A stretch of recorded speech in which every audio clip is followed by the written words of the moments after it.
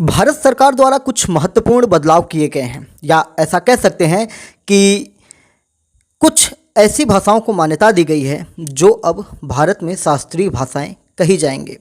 और शास्त्रीय भाषाएं होती क्या हैं, इनको हम जानेंगे। 5 नई जो भाषाएं हैं उनके बारे में जानेंगे।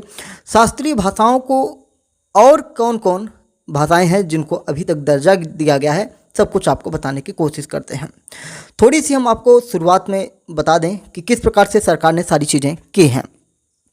आपको बता देते हैं कि प्रधानमंत्री नरेंद्र मोदी की अध्यक्षता वाले केंद्रीय कैबिनेट ने मराठी, पाली, प्राकृत, असमिया और बंगाली को शास्त्रीय भाषा यानी कि क्लासिकल लैंग्वेज का दर्जा देकर एक बड़ा फैसला लिया है। इसके साथ ही अब भारत में शास्त्रीय भाषाओं की संख्या बढ़कर 11 हो गई है। करंट अफेयर्स की दृष्टि से, वनडे एग्जाम की दृष्टि से बहुत ही महत्वपूर्ण है। आपसे डायरेक्ट पूछा जा सकता है कि अब भारत में कितनी शास्त्रीय भाषाएं हैं, तो आप कह सकते हैं बढ़कर 11 है। या पूछा जाए कि भारत में पहले कितनी शास्त्रीय भाषाएं थीं, तो आप उसमें से 5 घटा के बता सकते हैं। प्रधानमंत्री मोदी ने हमेशा भारतीय भाषाओं को प्राथमिकता दी है, और इसका आपको उदाहरण मिल सकता है नेशनल एजुकेशन पॉलिसी, राष्ट्रीय शिक्षा नीति 2020 में, जिसे न्यू एजुकेशन पॉलिसी के नाम से भी जानते हैं, जिसमें भारत में कक्षा 1 से 5वीं तक की जो पढ़ाई है उसमें लोकल लैंग्वेज को ज़्यादा महत्व दिया गया है, जो उनकी क्षेत्रीय भाषा है। हिंदी को महत्व दिया गया है और अंग्रेजी को बहुत ज़्यादा महत्व नहीं दिया गया है। तो इससे आप समझ सकते हैं कि बेसिक शिक्षा जो है आने वाले समय में, जैसे ही आपकी NEP 2020 लागू हो जाएगी पूरे भारत में पूर्ण रूप से, तो आपको कक्षा 5वीं तक, क्लास 5 तक के बच्चों को लोकल लैंग्वेज, जैसे अगर तमिलनाडु में है तो वहाँ की तेलुगु भाषा, महाराष्ट्र में है तो वहाँ की मराठी भाषा, या यूपी में है तो हिंदी भाषा या वहाँ की भोजपुरी लोकल लैंग्वेज में बच्चों को पढ़ाया, सिखाया और समझाया जाएगा। बता दें, साल 2013 में तत्कालीन महाराष्ट्र सरकार ने मराठी को शास्त्रीय भाषा का दर्जा देने का प्रस्ताव केंद्र को भेजा था, जिसे मंजूरी भी मिली है। आपको बता दें कि केंद्रीय मंत्री अश्विनी वैष्णव ने कुछ बातें कहीं। उन्होंने कहा कि प्रधानमंत्री मोदी शास्त्रीय भाषाओं को लेकर बहुत ज़्यादा एक तरह से उस पर उनका झुकाव रहता है। जब महाराष्ट्र सरकार ने इनको प्रस्ताव भेजा था तो उसको तब मंजूरी मिल चुकी है। यह फैसला महाराष्ट्र विधानसभा चुनाव से ठीक पहले आया है, और जिसे एक राजनीतिक कदम भी माना जा रहा है कि इसका चुनावी लाभ लिया जा सकता है। आपको बता दें कि इससे पहले तमिल, तेलुगु, संस्कृत, कन्नड़, मलयालम और उड़िया, यानी कि ये 6 भाषाएं थीं। ध्यान से सुनिएगा, तमिल, संस्कृत, तेलुगु, कन्नड़, मलयालम और उड़िया, ये 6 भाषाएं थीं जिन्हें शास्त्रीय भाषाओं का दर्जा दे दिया गया है। अब मराठी, पाली, प्राकृत, असमिया और बंगाली को इस श्रेणी में शामिल किया गया है। इसके साथ ही महाराष्ट्र, बिहार, पश्चिम बंगाल और असम जैसे राज्यों की भाषाओं को विशेष मान्यता मिल चुकी है। भारत में कुल शास्त्रीय भाषाओं की बात हम कर ही रहे हैं, जैसे कि 11 भाषाएं हैं। अगर हम उसकी सूची की बात करें तो सूची हम स्क्रीनशॉट के माध्यम से आपको दिखा ही रहे हैं। आपको बता दें कि केंद्र सरकार ने 2004 में शास्त्रीय भाषा की श्रेणी बनाई थी, और सबसे पहले तमिल को यह दर्जा दिया गया था। यानी कि अगर पूछा जाए कि भारत में सबसे पहले किस भाषा को शास्त्रीय भाषा के रूप में सबसे पहले दर्जा दिया गया, तो तमिल भाषा को दर्जा दिया गया। इसके बाद संस्कृत, फिर तेलुगु, कन्नड़, मलयालम और उड़िया को क्रमशः शास्त्रीय भाषा के रूप में मान्यता दी गई। शास्त्रीय भाषा के मानदंडों के अनुसार भाषा का 1500 से 2000 साल पुराना रिकॉर्ड होना चाहिए। यानी कि जिस भाषा को शास्त्रीय भाषा का दर्जा दिया जाता है वो लगभग 1500 से 2000 साल पुराना हो, जो प्राचीन काल में बोली जाती रही हो। साथ ही भाषा का प्राचीन साहित्य, ग्रंथों का संग्रह भी होना चाहिए। मतलब स्पष्ट है कि जैसे संस्कृत, तमिल, इन सब की बातें हो रही थी, तो उसमें आप जानते हैं कि हजारों साल पुराने वेद पुराण पड़े हुए हैं। तेलुगु भाषा के अपनी जो धरोहरें हैं वो पड़ी हुई थी, साहित्यिक धरोहर थे, उन सारी चीज़ों के हिसाब से उनको दिया गया था। और ऐसे ही अब मराठी भाषा की बात करें तो मराठी जो साहित्य है बहुत ही प्राचीन है, उसके बारे में कहना ही क्या। और मराठी की जो लिपि है वो भी देवनागरी लिपि है। हिंदी भाषा की जो लिपि है वो भी देवनागरी है। अगर पंजाबी की बात करें तो गुरमुखी उसकी हो जाती है। तो पंजाबी को तो इसमें लिया नहीं गया है, तो जो भाषाएं हैं उनकी हम बात कर रहे हैं। शास्त्रीय भाषा के रूप में मान्यता प्राप्त होने के बाद प्राचीन भाषाएं जो हैं, या प्राचीन साहित्यिक धरोहर जैसे ग्रंथों, कविताओं, नाटकों आदि का डिजिटलीकरण और संरक्षण किया जाता है। यानी कि जितने भी उनकी किताबें हैं उन भाषाओं में, उनको अब डिजिटल रूप से संरक्षित कर लिया जाएगा। उनके वीडियोस बना लिए जाएंगे, ऑडियोज बना लिए जाएंगे। जो पुस्तकें हैं उनको स्कैन करके विशिष्ट तरीके से सुरक्षित रखा जाएगा भविष्य के लिए, हमारी आने वाली पीढ़ियों के लिए। साथ ही भाषा का प्राचीन साहित्य ग्रंथों का संग्रह होना चाहिए, ऐसी मान्यता है। इससे आने वाली पीढ़ियां उस धरोहर को समझ सकें और सराह सकें।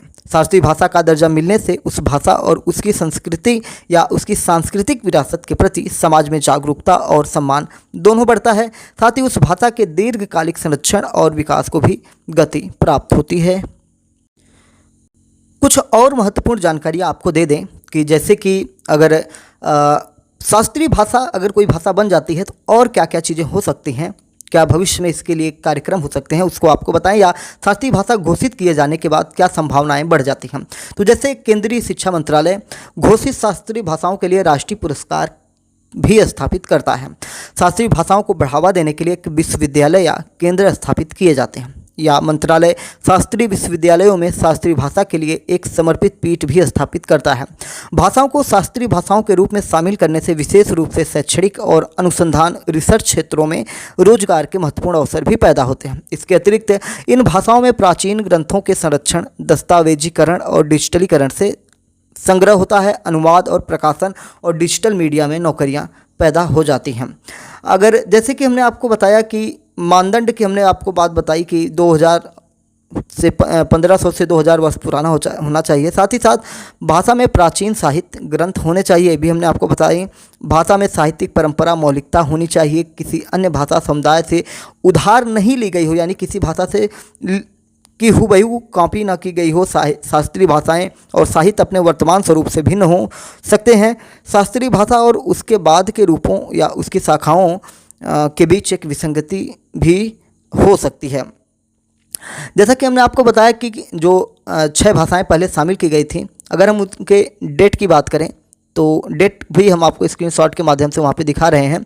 आपको बता दें कि तमिल भाषा जो थी, इसकी अधिसूचना 12/10/2004 को पहली बार की गई थी, और हमने बताया कि पहली जो भाषा है वो आपकी तेलुगु ही थी। दूसरी की बात करें संस्कृत की, तो ये 25/11/2005 को आई थी। तीसरी भाषा तेलुगु थी, पहली भाषा तमिल, दूसरी भाषा संस्कृत और तीसरी भाषा तेलुगु। तेलुगु जो थी 31/10/2008 में आई, जो आंध्र प्रदेश और तेलंगाना की भाषा है। और कन्नड़ की बात करेंगे तो 31/10/2008 को आई, ये कर्नाटक की महत्वपूर्ण भाषा है। मलयालम की बात करेंगे तो ये 8/8/2013 को आई, ये केरल की महत्वपूर्ण भाषा है। उड़िया की बात करेंगे तो ओडिशा की भाषा है, इसे 1/3/2014 को शामिल किया गया। वहीं मराठी की बात करें तो अब मराठी को 3/10/2024 को किया गया, ये महाराष्ट्र की एक महत्वपूर्ण भाषा है। पाली प्राकृत की बात करें तो 3/10/2024 को बिहार, उत्तर प्रदेश और मध्य प्रदेश में बोली जाती है। बंगाली की बात करें तो 3/10/2024 पश्चिम बंगाल की भाषा है। और असम की बात करें तो 3/10/2024 ये असम है, या असम राज्य में बोली जाती है, जिसे असमिया भाषा भी कहते हैं। तो ये महत्वपूर्ण जो भाषाएं हैं, इनको कहीं ना कहीं प्रमोट किया जा रहा है, और इसके माध्यम से इनके जो धरोहरें हैं इनको मजबूत करने की कोशिश की जा रही हैं। तो ये रही शास्त्रीय भाषा के बारे में कुछ जानकारियाँ। कुछ जीके जीएस या आपका सामान्य ज्ञान से संबंधित बातें कर लेते हैं कि भारत की राष्ट्रभाषा क्या है। तो भारत की अपनी कोई नेशनल लैंग्वेज नहीं है, संविधान में इसका जिक्र नहीं है, लेकिन भारत की अपनी राजभाषा है। राजभाषा क्या है? हिंदी है। संविधान के अनुच्छेद 343(1) में, यानी कि 343(a) भी कह सकते हैं, 343(1) में हिंदी को राजभाषा घोषित किया गया है, और इसकी लिपि देवनागरी है। संविधान के अनुच्छेद 351 के मुताबिक हिंदी भाषा का विकास करना और उसका प्रसार बढ़ाना संघ का कर्तव्य होगा। जिस प्रकार से इस समय नरेंद्र मोदी सरकार हिंदी भाषा को बढ़ावा दे रही है, हमारे संविधान में वर्णित है कि हिंदी भाषा को हम बढ़ाएंगे, प्रसारित करेंगे। भारत सरकार के शासकीय कामकाज में अंग्रेजी भाषा का भी इस्तेमाल किया जा सकता है। राजभाषा अधिनियम 1963 और राजभाषा नियम 1976 के मुताबिक यह तय किया गया है कि किन कामों में सिर्फ हिंदी का इस्तेमाल होगा, किन कामों में हिंदी और अंग्रेजी दोनों का इस्तेमाल होगा, और किन कामों में सिर्फ अंग्रेजी का इस्तेमाल होगा। भारतीय संविधान की 8वीं अनुसूची में कुल 22 भाषाओं का जिक्र मिलता है, 22 भाषाओं को जगह दी गई है। इसमें हिंदी के अलावा राज्यों और केंद्र शासित प्रदेशों के लिए 21 और भाषाओं को राजभाषा का दर्जा दिया गया है, यानी कि भारत की राजभाषा हिंदी है। लेकिन अगर हम अंग्रेजी की बात करेंगे तो अंग्रेजी का जिक्र आपको कहीं भी नहीं मिलता है, यानी कि अंग्रेजी बोलचाल की भाषा में या पत्राचार की भाषा में या संवाद स्थापित करने के लिए हम उसका उपयोग करेंगे, लेकिन उसका 22 भाषाएं जो हमारी 8वीं अनुसूची में बताई जा रही है उसमें किसी भी प्रकार का इसका जिक्र नहीं किया गया है। अगर हम राजभाषा अधिनियम की बात करें, जिसे राजभाषा अधिनियम 1963 कहते हैं या संख्यांक 19 कहते हैं, उन भाषाओं का जो संघ के राजकीय प्रयोजनों, संसद में कार्य के संव्यवहार, केंद्रीय और राज्य अधिनियमों और उच्च न्यायालयों में या उच्च न्यायालयों के कतिपय प्रयोजनों के लिए प्रयोग में लाई जा सकेगी, उपबंध करने के लिए यह अधिनियम दिया गया है। इसमें बहुत सारे बातें की गई हैं, जिसको अगर हम विस्तार से बताएंगे तो बहुत ज़्यादा समय लग जाएगा। बाकी सारी चीज़ों को हमने आपको बताया गया। अच्छा, आपको बता दें कि ये जो संविधान में जब इसका जिक्र किया गया था तब उपबंधों का जम्मू कश्मीर में लागू न होना बताया गया था, लेकिन फिलहाल अगर हम अब की बात करें तो जम्मू कश्मीर में 370 या 35 से हट चुके हैं, तो उम्मीद है कि अब पूरे भारत का हिस्सा बन चुका है, तो उसमें सब कुछ अब लागू हो चुका है। तो ये रही अभी तक की जानकारियाँ जो हमने आपके साथ साझा की है। उम्मीद है कि चीज़ें आपको समझ में आई होंगी। MPS हिंदी पर नए हैं तो चैनल को सब्सक्राइब करके डेली करंट अफेयर्स और न्यूज़ एनालिसिस के लिए हमारे साथ जुड़ सकते हैं। साथ ही साथ महत्वपूर्ण चीज़ें जैसे सामान्य ज्ञान से संबंधित इतिहास, कश्मीर की कहानी हमने हाल ही में अपलोड कर रखी है, प्लेलिस्ट बना दी है, कंप्लीट है, उसको जाकर आप सुन सकते हैं। कश्मीर के बारे में, उसकी उत्पत्ति से लेकर आज वर्तमान समय 2024 तक की जो घटनाक्रम है अभी तक के, उनको आप जान सकते हैं। हरियाणा के बारे में कुछ वीडियोज हमने अपलोड किए हैं, कुछ और हरियाणा से संबंधित जो वहाँ के इतिहास हैं या वर्तमान समय में जो प्रमुख कांड हुए हैं उनकी भी चर्चा कर रहे हैं। तो लगातार हरियाणा की भी कहानी को लेंगे और फिर किसी और स्टेट के बारे में जानकारियाँ लेते रहेंगे। तो चलिए फिर मिलते हैं बड़ी अपडेट के साथ। जय हिंद, नमस्कार, भारत माता की जय।